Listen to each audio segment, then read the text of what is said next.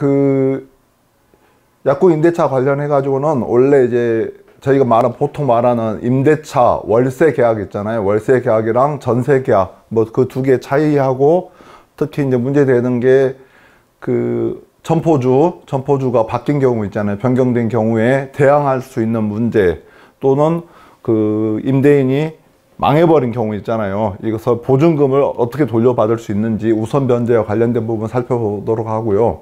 그 다음에 임차권을 그 제 신규 임차인에게 양도하는 것, 그 다음에 우리 전전세라고 하죠. 그런 식으로 말하는 전대차에 대해서 살펴보도록 할 겁니다. 그 다음에 이제 가장 중요한 것이 이거죠. 임대차 기간을 어떻게 정할 것인지 문제하고, 이제 계약 갱신과 관련해서 갱신하는 방법, 또 그 기간에 대해서 살펴보겠습니다. 그 다음 계약 갱신을 거절할 수 있는 임대인의 정당한 사유에는 어떤 것들인지 살펴보고요. 그 다음에 그 차임 증감 청구권, 특히 뭐 코로나나 이런 문제 때문에 요즘 월세 내기 힘들어 하잖아, 자영업자들. 그래서 차임을 어떻게 감액을 청구할 수 있는지 살펴보고요. 임대차가 이제 종료된 경우에 보증금을 돌려받고, 그 다음에 점포를 명도해 줘야 되잖아요. 그 명도해 주는 그거 관련해서 특히 문제되는 게 원상회복의 그 범위에 대해서 살펴보도록 하겠습니다. 그 다음에 시간이 되면은 그 재소전 화해, 그 다음에 임대차 표준계약서에 대해서 한번 살펴보겠습니다. 이제 그 임차권, 전세권, 이게 우리 같은 말처럼 쓰고 있는데요. 자, 한번 개념을 보도록 하겠습니다. 자, 임차권은 임대인이 임차인에게 목적물을 사용 수익하게 할 것을 약정한 거죠. 근데 전세권도 뭐예요? 전세권도 마찬가지로 부동산을 점유해서 사용 수익하는 것이 목적이에요. 둘 다 타인의 그 부동산을 점유하고 사용하도록 하는 것은 마찬가지인데, 보통 임대차 같은 경우에는 뭐냐면은 차임을 지급한 거예요. 월 차임, 보통 연 차임 뭐 이런 식으로 있죠. 차임을 별도로 지급한 데에 비해서 전세권 같은 경우에는 전세금, 우리 뭐 소위 전세 보증금이라고 하잖아요. 전세금만 지급하는 것을 의미를 합니다. 그래서 이제 그 차임 지급 방법에서 차이가 날 뿐더러 가장 중요한 것은 뭐냐면은 그 임대차 계약 같은 경우에는 그냥 채권이에요. 채권이란 하는 말은 뭔 말이냐면 그 계약의 당사자 있잖아요. 임대인과 임차인 둘 사이에서만 효력이 인정이 되는 것이에요. 그에 비해서 전세권 같은 경우에는 물권이에요. 물권이라고 하는 건 뭐냐면은 그 임대인뿐만이 아니라 제3자 있잖아요. 다른 사람들에 대해서도 그 권리를 주장할 수 있는 권리, 대세적인 효력이 있는 권리로서 좀 강력하게 보호를 받습니다.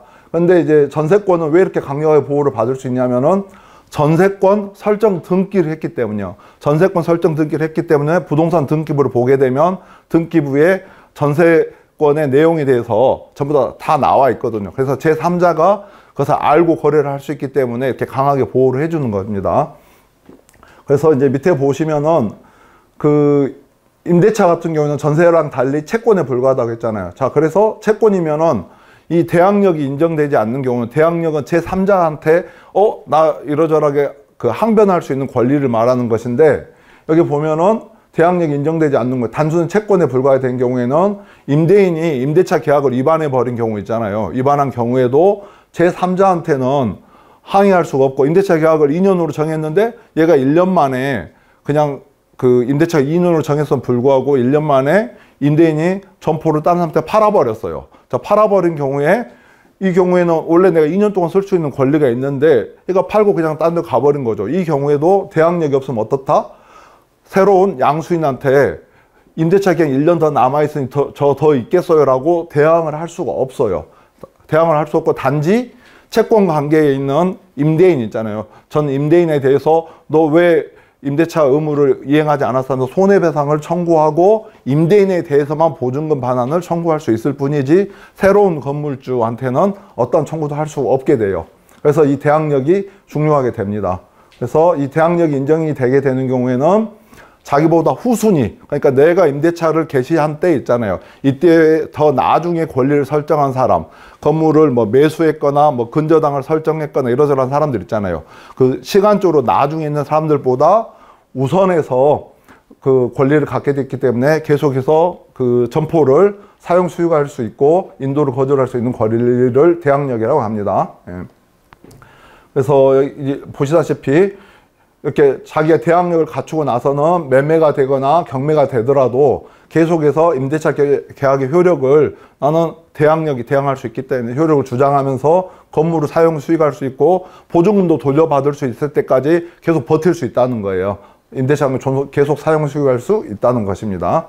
예. 그래서 이 대항력의 이제 요건이, 그래서 대항력을 갖추는 게 되게 중요한 거잖아요. 그래서 상인법에서는 대항력은 어떻게 갖추냐, 등기를 하지 않는 경우에도 임차인이 그 점포를 인도받고 그 다음에 사업자 등록을 신청하면 바로 그 다음 날부터 이제 대항력이 인정되는 거예요.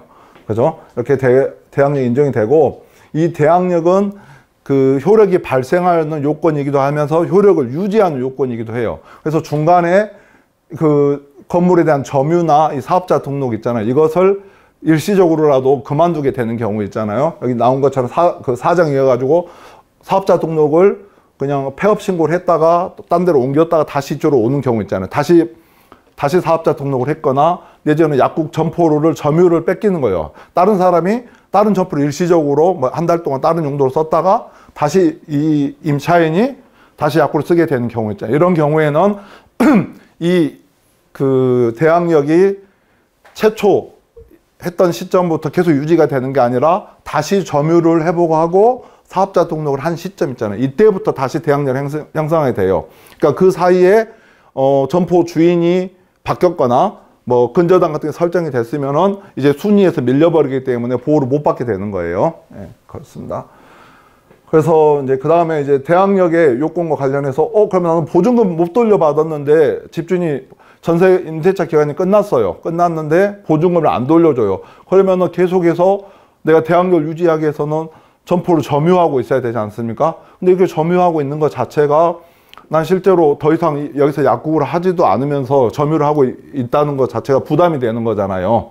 특히 뭐 아파트 같은 경우 아파트 같은 경우에도 집주인이 보증금 안 돌려주고 이제 그 임차인 같은 경우 다른 아파트 또 새로 계약을 했기 때문에 그 이사를 가고 나서 보증금 돌려줄 때까지 계속 지키고 있을 수는 없지 않겠어요? 자, 이 경우에 이제 대비해서 임차권 등기 명령이라고 하는 것들이 있어요. 이것은 이 등기 명령 보증금을 못 돌려받은 경우에 법원에 신청을 해서 이 명령을 받게 되면은 이때부터는 점유를 하지 않더라도 계속해서 그 대항력이 유지가 되도록 해주는 제도인이 이용할 수 있을 것입니다. 예. 그 다음에 이 뭐 소재주의라고 하는 어려운 표현이 있는데 이건 뭐냐면은 제가 임차인이 약국 임대차 계약을 하려고 봤더니 선순위 이 건물은 10억짜리 뭐 정도의 점포예요. 그런데 한 1억 정도 뭐 은행에서 근저당이 설정이 되어 있어요. 그럼 1억 정도면 아무 문제 없지 하면서 보증금 한 3억 주고 들어간 거죠. 그 다음에 이 순위 있잖아요. 이 순위 내가 또 한 5억 정도 근저당을 또 설정을 했다는 거죠. 자, 이런 경우에 만약에 이 순위 근저당권자가 경매를 실행해 버린 경우 있잖아요. 그렇게 하게 되면은 이 경매를 실행하자면 1순위 경매도 같이 그 근저당도 말소가 되게 되거든요. 이렇게 되다 보니까 이렇게 되면은 이 1순위보다 얘가 임차인이 늦게 됐잖아요. 그 대항력을 늦게 취득했잖아요. 그러면 1순위만 늦기 때문에 다 같이 저항을 할 수 없게 되어버린다는 뜻입니다. 그래서 결국에는 그러니까 뭐 이런 복잡한 것까지는 여러분들이 아실 필요는 없고 중요한 건 뭐냐, 결국에는 내 점포에 내가 임대차 계약을 개시할 당시 있잖아요. 계약할 때 말고 명도받고 사업자 등록을 해야지 그게 되는 거잖아요. 대항력이 이제 요건을 갖추게 되는 거잖아요. 그렇기 때문에 항상 임대차 계약할 때뿐만 아니라 잔금 지급하고 이제 점포를 인도받아 사업자 등록할 때 있잖아요. 그때도 등기부를 꼭 확인을 해야 돼요. 그래서 그 등기부에 선순위 먼저 그 사이나 또는 뭐 선순위 근저당 이런 게 설정이 되어 있으면 이건 내가 나중에 대항력을 행사할 수 없겠구나. 그래서 임대차 기간을 못 채우거나 내지 보증금 돌려받는데 문제가 있을 수 있다는 점들을 이해하셔야 됩니다. 그래서 건물 인도 시점에서는 꼭 등기부를 확인할 필요가 있습니다.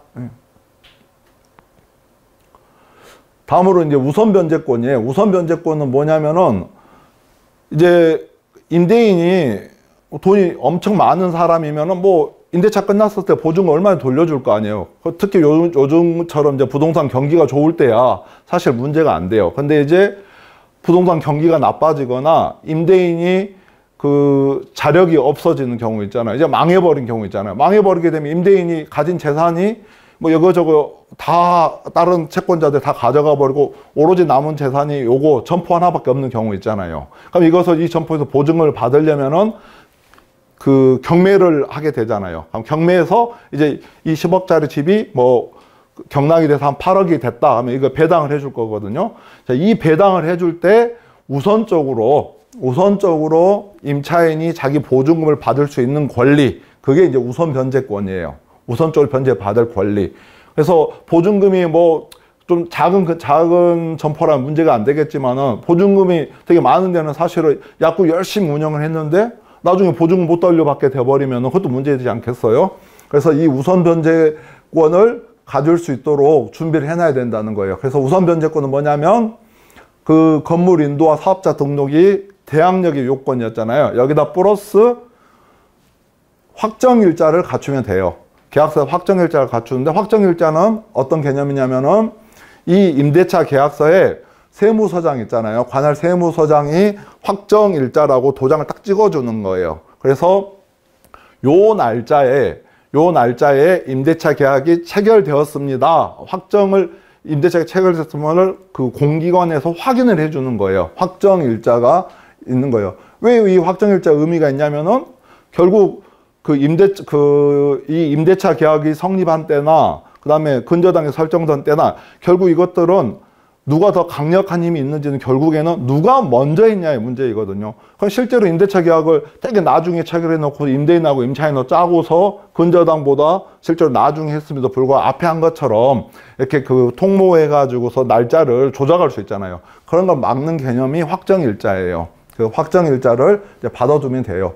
그래서 이렇게 확정일자를 받아둔 경우에는 이제 경매가 딱 되고 나면 배당 받을 때 자기보다 나중에 근저당 설정했던 애들 있잖아요. 내지는 일반 채권자 이런 사람들보다 우선해서 최우선으로 변제를 받을 수 있게 됩니다. 예.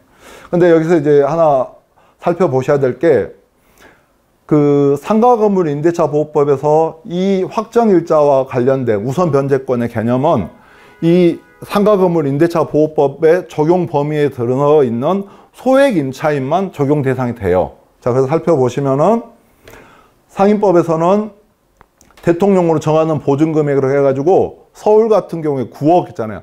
보증금이 9억을 넘어서는 경우에는 우선 변제 대상이 안 돼요. 그 다음에 수도권 정비계획법단 과밀 억제권이 있잖아요. 수도권에 있는 뭐 수원 뭐 이런 데 있잖아요. 큰 그 도시들 인구가 많이 밀집되어 있는 이런 도시 같은 경우에는 부산하고는 6억 9천 이 정도로 상한금이 정했고 좀 더 지방으로 더 내려가면은 더 금액이 이제 낮게 형성됐고 그걸 넘어서면은 상임법 적용 대상에서 제외가 돼요. 근데 여기에서 이제 그 보통 임대차 보증금 플러스 또 월세가 있을 수 있잖아요. 그 월세를 이제 환산 보증금을 해서 보증금으로 전환해서 계산하는 비율이 있는데 그래서 아주 쉬워요. 곱하기 100 하면 돼요. 100만 원 월세다 하면은 곱하기 100 하면 1억이잖아요. 그러면 보증금 3억에 월세 100만 원 하면 그 환산 보증하면 3억 더하기 100만 원 곱하기 100 하면은 4억이 되는 거죠. 그래서 4억이 되는 경우에는 이 범위 내에 있기 때문에 우선 변제도 받을 수 있게 됩니다. 예. 그런데 이제 예전 같은 경우에는 사실 상임법에서 이 소액 임차인 있잖아요. 저 금액도 훨씬 더 작았을 뿐더러 적용 범위가 되게 좁았어요. 그러니까 소액 임차인만 상임법에서 보호를 해줬거든요. 근데 그 몇 년 전에 이제 개정되고 나서는 아까 보셨던 대항력뿐만 아니라 계약갱신 요구권, 심지어 이제 권리금 있잖아요. 이런 부분들 같은 경우에도 저 9억이 넘는 경우 있죠. 넘는 경우에도 전부 다 임차인을 보호할 수 있도록 해줘서 참 다행이긴 합니다. 근데 단 여러분들이 유념해야 될 건 우선 변제를 받을 수 있는 확정일자 받아 우선 변제를 받을 권리는 저 금액 범위 내에 있는 소액 임차만 보호를 받는다는 거예요. 예. 이 점을 유의해 주시고 그럼 여기서 어떻게 해야 되겠어요? 그럼 나는 9억이 넘는 고가 보증금이 막 9억 정도 되고 월세도 막 한 1,000, 2,000 이렇게 되는 그런 데면은 어떻게 해야 되겠어요? 이런 경우에는 보증금 그냥 날릴 수는 없잖아요. 자, 이런 경우에 보호받을 수 있는 방법은 등기를 하면 돼요. 임대차 설정 등기를 임대인의 동의를 얻어가지고 등기를 하게 되면, 이때 같은 경우에는 등기를 하게 되면 제3자에 대해서도 효력이 있는 거예요. 자기 등기보다 나중에 무슨 근저당이 되거나 이런 애들에 대해서 우선적으로 변제를 받을 수 있어요. 근데 이제 임대인이 이렇게 등기가 되어 있으면은 그 자기가 근저당 같은 건 나중에 은행에 대출 받을 때 어려움이 생기거든요. 동의를 안 해줄 수도 있는데, 약사님 입장에 이제 선택을 하셔야죠. 내가 요렇게 보증금을 못 돌려받을 수 있는 위험을 감수하고 임대차 설정 등기를 안 하고 그냥 계약을 체결할 것인지, 나는 무조건 월세를 좀 더 올려주더라도 보증금은 무조건 돌려받아야 되겠으니 임대차 설정 등기를 할 것인지 있잖아요. 그건 선택의 문제가 되겠습니다. 자, 다음으로 임차권 양도하고 전대에 살펴볼게요. 자, 임차권을 양도한다. 내가 원래 임차인인데 이 임차인을 신규 임차인 다른 사람에게 임차권 자체를 양도를 하는 거예요. 자, 양도를 한단 말은 나의 모든 권리와 의무를 신규 임차인에게 다 준다는 뜻이에요. 다 주게 되면 어때요? 나는 종전의 임대차에서 갖고 있었던 권리와 의무가 모두 사라지는 거고, 신규 임차인이 내가 가지고 있는 그 지위를 그대로 승계하는 것이기 때문에 그 임대차 계약에 따른 권리 의무를 신규 임차인이 다 양수인이 가지게 된다는 뜻입니다. 예. 그래서 이건 우리가 보통 권리금 계약에서 새로 임대차 계약을 체결하는 경우가 있고, 이렇게 임차권을 양도하는 경우가 있는데, 새로운 임대차 계약은 그냥 종전 임대차는 그대로 종료되는 거고, 종전 임대차 상관없이 그냥 새로운 임대차 계약이 성립하는 것에 비해서 임차권 양도는 종전에 있는 임대차 계약은 쭉 계속 유지가 되면서 임차인만 바뀐 거예요. 사람만 바뀌어서 계속 유지가 되는 거예요. 그러다 보니 만약에 내가 임차권을 양도받지 않고 새로 계약을 체결하면 신규 임차는 그때로부터 10년간 계약갱신 요구권을 행사할 수 있잖아요. 그런데 임차권을 양수를 받은 경우이죠. 양수를 받은 경우에는 종전 임차인이 5년 있었어요. 그러면 양수를 받은 거기 때문에 이 경우에는 양수인은 앞에 것까지 계산을 해야 되거든요. 그러면은 뒤에 남은 기간이 앞으로 5년밖에 더 임차권 갱신을 주장할 수밖에 없게 됩니다. 그럼 결국 어때요? 신규 임차인 입장에서는 임차권을 양도받은 것이 훨씬 더 불리할 수 있어요. 계약갱신 요구권을 행사한다든지, 특히나 종전 임차인이 차임을 연체한 적이 있다든지 이런 것들까지 다 영향을 받게 되거든요. 그렇기 때문에 신규 임차인 입장에서는 당연히 임차권을 양도받는 방식보다는 새로운 임대차 계약을 체결하는 게 유리하다는 점 알아두시기 바랍니다. 예. 자, 그 다음에 이제 전대 한번 볼까요? 전대는 민법에서 이렇게 규정하고 있어요. 그래서 이것은 그러니까 상가나 주택 상관없이 임차인은 임대인의 동의 없이는 권리를 양도하거나 임차물을 전대하지 못한다 했어요. 그 다음에 이것을 위반하면은 계약을 해지할 수 있다 이렇게 규정하고 있고요. 근데 이제 하나 특이한 것은 민법에서는 임차 건물의 소부분 있잖아요. 작은 부분을 타인에게 사용하게 하는, 그러니까 소부분 전대차 있잖아요. 전대차 같은 경우에는 적용하지 아니한다고 했어요. 그래서 이 소부분이 어느 정도지 했더니 통상적으로는 한 3분의 1 정도 돼요. 그러니까 아파트로 치면은 방 3개짜리 아파트인데 방 하나 계속 남아 돌아. 그러면 방 하나만 누군가한테 그냥 전대를 주는 경우 있잖아요. 그래서 내가 월세를 받는 식, 이런 것들은 이 전대차 임차권의 전대 제한에 포함되지 않는다라고 이렇게 해석을 하고 있습니다. 근데 문제는 뭐냐면은 이 소부분 같은 경우에는 이게 임의 규정이에요. 임의 규정. 그러니까 특별하게 임대차 계약에서 소부분 전대차를 금지하는 규정이 없다면 당연히 허용이 되는 것인데, 문제는 임대차 계약에서 소부분 임대차도 못한다, 전대차를 못한다, 소부분 전대차를 할 수 없다라고 규정을 해버렸다 치면은 임차인은 그것을 못하게 되는 겁니다. 임의 규정이라는 점 알아두시고요. 예. 그 다음에 이제 전대차 같은 경우에는 이거잖아요. 한마디로 내가 월세를 내고 있으면서 다시 실제로 내가 이 점포를 사용한 게 아니라 다른 제3자에게 이 점포를 또 다시 세를 내주는 걸 말하는 거잖아요. 이 전대차를 하게 되는 경우에도 상인법을 적용하는데 10조, 10조의 2, 10조의 8, 10조의 9 11조 이렇게는 다 적용을 하도록 되어 있어요. 있는데 문제는 가장 중요한 게 뭐냐면 이 전대차에서는 권리금 회수 기회 보호 있잖아요. 권리금을 회수하는 게 되게 중요하잖아요. 근데 전차인은 권리금 회수 기회를 보호받지 못해요. 그래서 전대차로 있게 되면 예컨대 뭐 어떤 의사가 건물 통으로 건물주한테 임대를 다 하고서 약국 자리, 뭐 커피숍 자리 이런 데를 전대를 주는 경우 있을 수 있잖아요. 그런 경우 이제 전대차로 들어가게 된다 치면 나중에 5년, 뭐 10년 이렇게 있고 나서 권리금을 보통 다른 점포에서 직접 임대차 계약을 체결했으면 회수할 수 있는데 이 경우에는 전대차이기 때문에 회수할 기회를 보호받지 못해요. 게다가 얘의 권리는 철저하게 임차인의 권리 안에서만 행사할 수 있어요.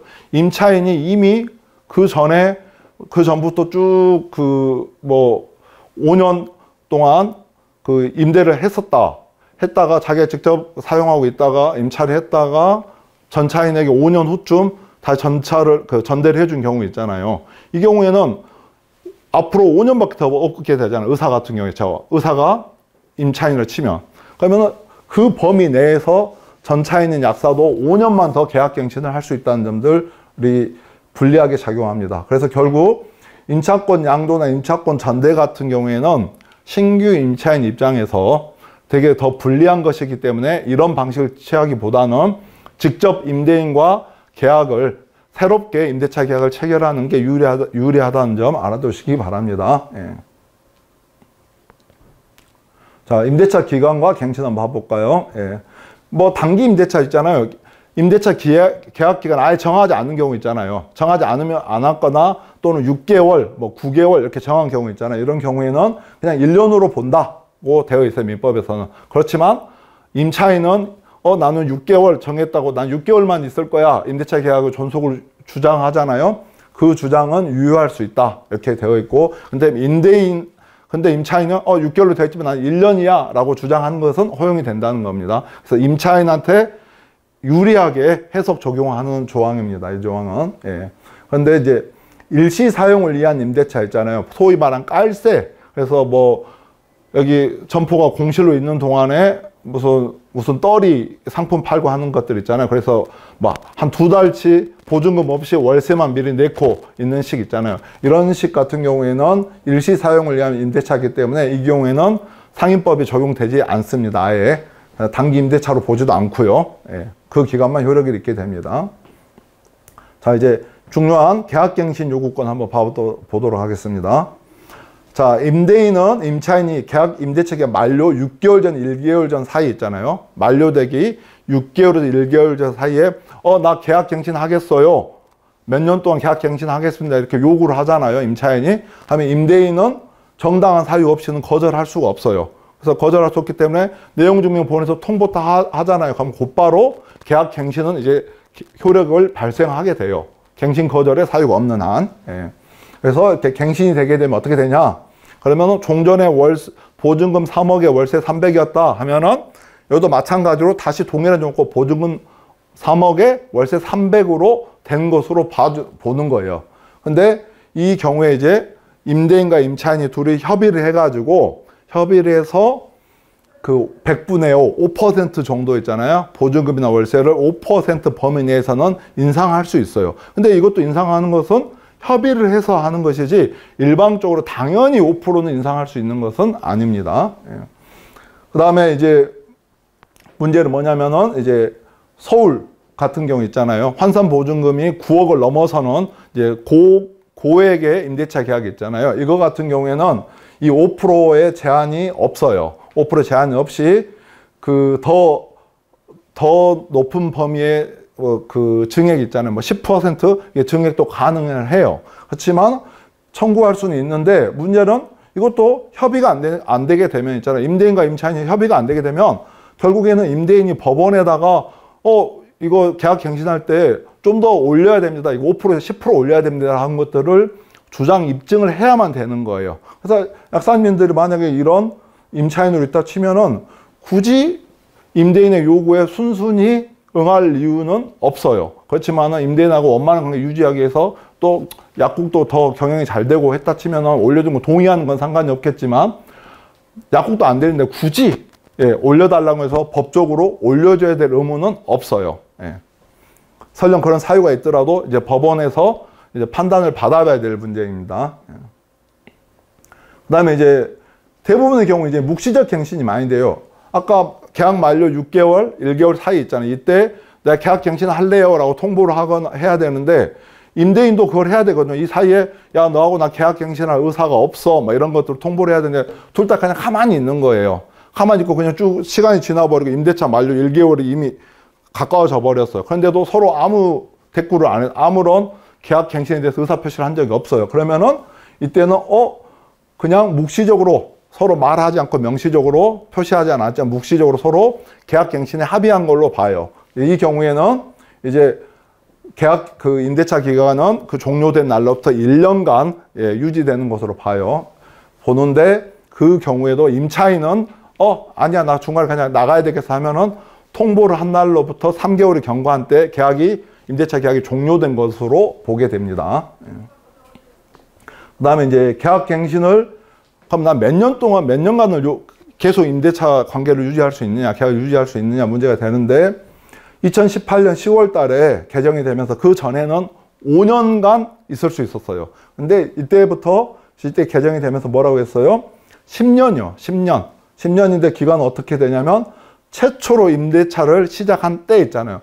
그때부터 10년이에요. 10년간은 이제 10년의 범위 내에서는 계약갱신 요구권을 행사할 수 있습니다.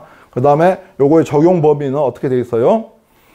시행 후에 당연히 이 법 시행하고 나서 새로 체결된 임대차는 당연히 그때부터 10년 할 수 있을 뿐더러 그 전에 이미 체결이 됐었던 2015년쯤에 임대차 계약이 체결됐는데 요 사이에 묵시적 갱신이 됐든지 명시적으로 갱신이 돼가지고 그 이후에 갱신이 된 경우 있잖아요. 그래서 2019년도에 계약 기간이 만료가 딱 되는 거예요. 그때도 마찬가지로 10년을 행사할 수 있습니다. 10년의 범위 내에서. 근데 뭐 참고로 이제 주택도 한번 봐볼게요. 여러분들이 뭐 아파트를 임차로 있을 수도 있고 또 건물이 아파트 여러 개 있어서 임대를 줄 수도 있잖아요. 근데 주택임대차보호법은 약간 달라요. 주택임대차보호법은 2년으로 봐요. 기간을 정하지 않으면 또 2년 미만을 정한 것도 임대차 기간 무조건 2년으로 보는 거고 여기도 마찬가지로 임차인은 자기가 유효함을 주장할 수 있고요. 예. 그런데 이제 주택 같은 경우에는 특이한 조항이 하나 있어요. 특이한 게 얘는 상가 같은 경우 몇 년이에요? 10년까지 할 수 있었잖아요. 근데 주택 같은 경우 임대차 갱신은 딱 한 번만 할 수 있고 1회 한해서 2년간만 갱신을 할 수가 있어요. 그래서 주택은 4년간 있을 수 있을 뿐이다. 이게 그 상가하고 차이가 있습니다. 예.